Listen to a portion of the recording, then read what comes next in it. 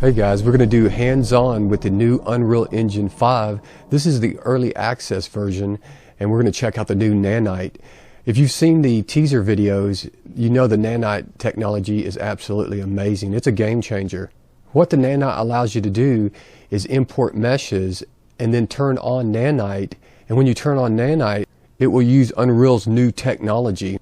Here's some of the benefits of Nanite. This is from the documentation on the Unreal Engine site.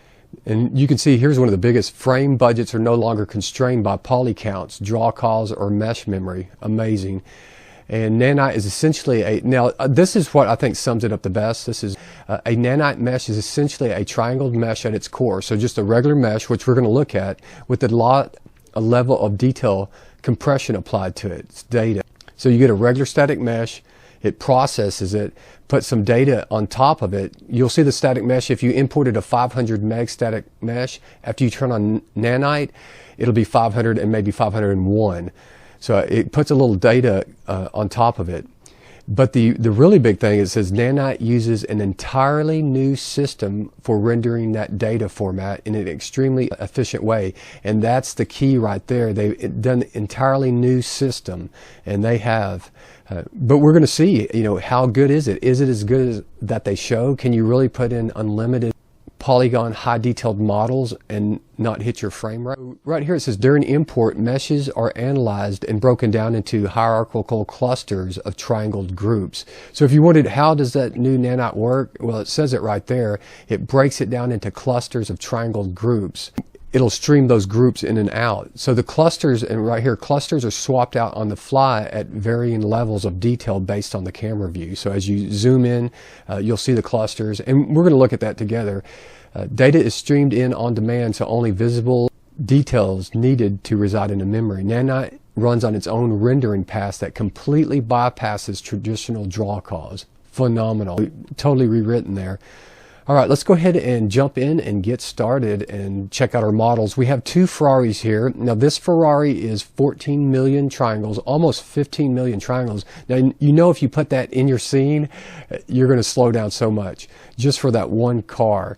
So you could imagine if you had a scene with a lot of highly detailed models like that, it would bring your computer to a crawl. 1 frame per second, it'd probably crash. So what we did is, once we import it, when you import it, there's a checkbox you can import and say, hey, import it as Nanite, or you don't have to. You can just import it just like you do in Unreal Engine 4, which is what we did here. And so once it was imported, we simply made a duplicate of it. And then once you make a duplicate of it, you can right-click on any static mesh and go to Nanite at the top. You might not be able to see it, and you just click on Enable. And then once you enable it, it takes a little while, and then it creates it. And you can look on it here. You see the triangles, 2,000 triangles versus 14 million. But it's still going to use the original highly detailed static mesh when you get up close to it. So let's go ahead and test it out. Let's see if it really does work, and it will be amazing. Take a look at the frame rate. We got about 120. We're going to drop in the Ferrari. Okay, we have our Ferrari in, and you can see the frame rate has plummeted to 9 frames per second. Definitely unplayable, and that's 15 million polygons. So you can see the incredible detail of it. These are the fuel injectors. So what we're going to do now is we're going to pull this out of here. We're going to put our Nanite car in there and see what frame rate we get and see how the detail is. So we delete our car, and you look back at the frame rate, and it jumped back to 120. So now let's put it in our Nanite car.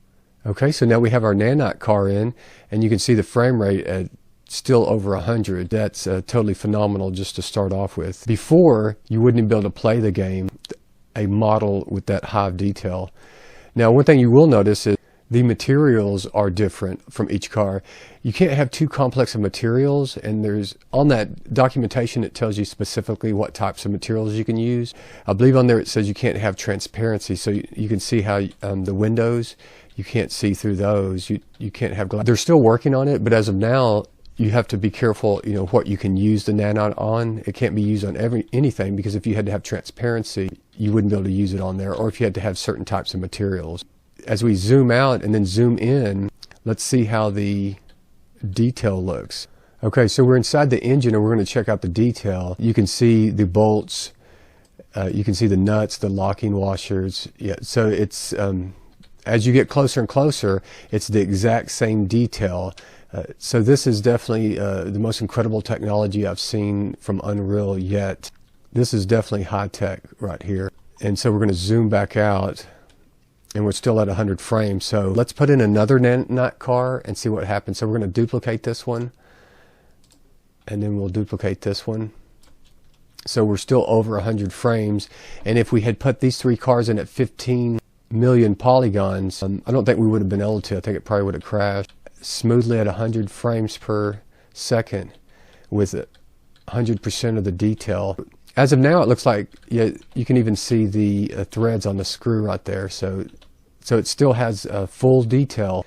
So the only problem it has now is, and what they're working on, and this is early access, this is all new stuff, but the material.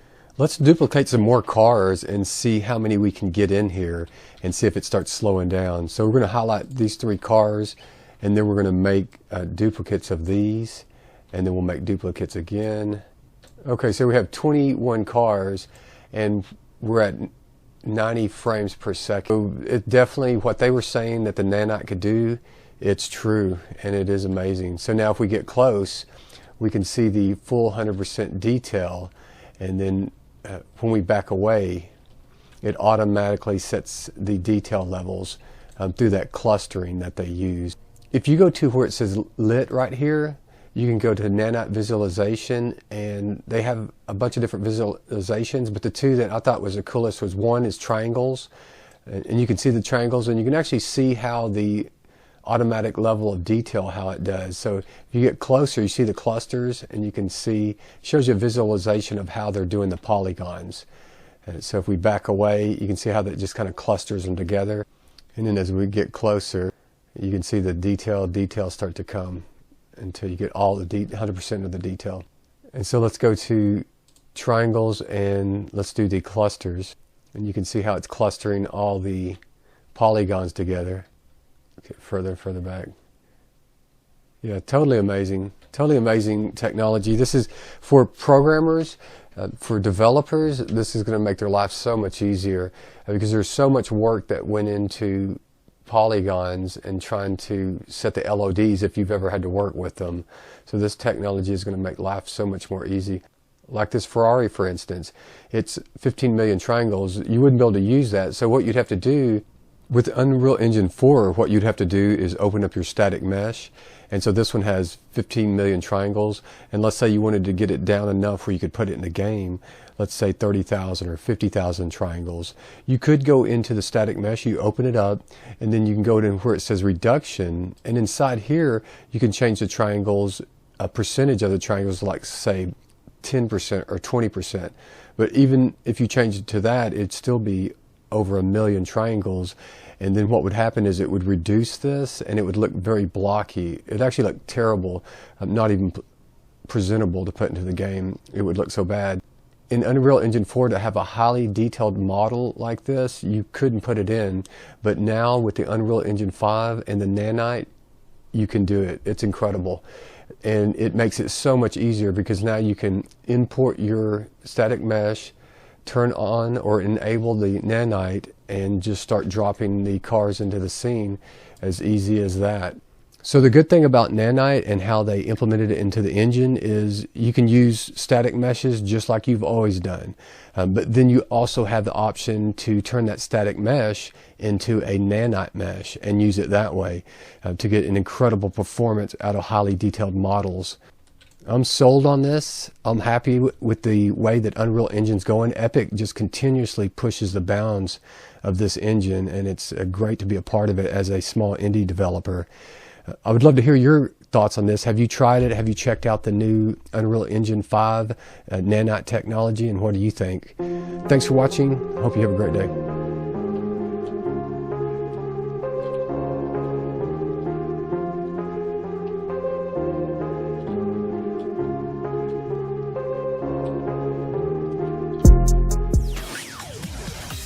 Thanks for listening. We hope you enjoyed the show.